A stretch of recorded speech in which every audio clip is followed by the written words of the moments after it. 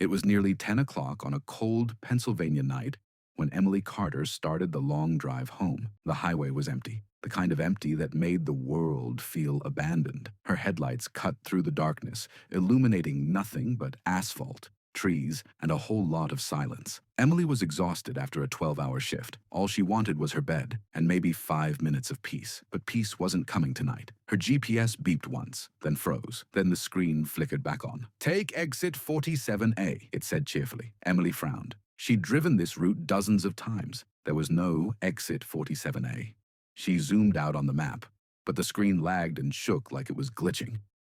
Again the voice repeated, firmer this time. "Take exit 47A. Up ahead, a small green sign appeared out of the darkness. Exit 47A. But the ramp was wrong. No lights, no maintenance. Just a narrow black road swallowed by overgrown trees. Every instinct in her body told her not to take it. Emily drove past. The GPS fell silent for a moment. Then, recalculating, but this time, the voice didn't sound like the usual one.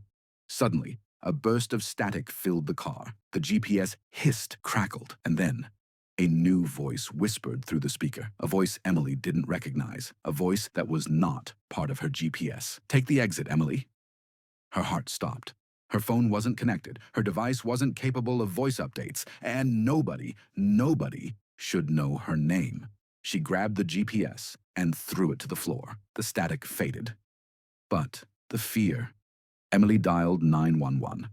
The phone rang once, twice, and then cut to a harsh hiss of static. She looked in the mirror. The car was closer now, too close, the kind of close that said, "Don't stop, don't slow down, don't breathe." Up ahead, she saw a glowing sign. Gas. Open 24 hours. She slammed the wheel to the right and shot down the exit ramp. The car followed, then suddenly vanished into the night. Emily sprinted inside the gas station. Her hands shook. Her breath came in quick, cold bursts.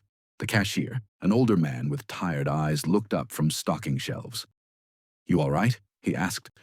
She gasped. "There's someone following me. My GPS, something's wrong." The clerk walked toward the front window slowly, carefully. He looked outside, his face drained of color. Then, without a word, he reached under the counter and turned off the lights. The entire store went dark. "Why'd you do that?" Emily whispered. The clerk didn't answer right away. He swallowed hard. Then he said, "Exit 47A has been closed for 9 years. Emily stared at him. "But the sign?" He shook his head. "They removed that sign years ago.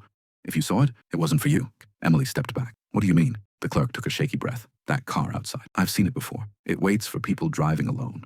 People who hear things." Emily's chest tightened. She peeked through the dark window. The car was gone. Emily and the clerk stepped outside. Cold wind brushed past them. There were fresh tire marks on the pavement, leading back toward the highway. The clerk spoke quietly. "You need to leave. Now. Don't stop for anything. Don't take any exit you don't recognize. And whatever you do, if you hear that voice again, ignore it." He handed her a flashlight. As she got back into her car, the clerk whispered, "God help you." Emily screamed and fought the wheel, but it kept pulling forward. The highway appeared ahead, empty, silent. And then, through the darkness, exit 47A. The sign was glowing faintly, unnaturally, almost welcoming. Her phone whispered, "Welcome back." The car turned toward the exit, and the world went black. GPS beep, fade out.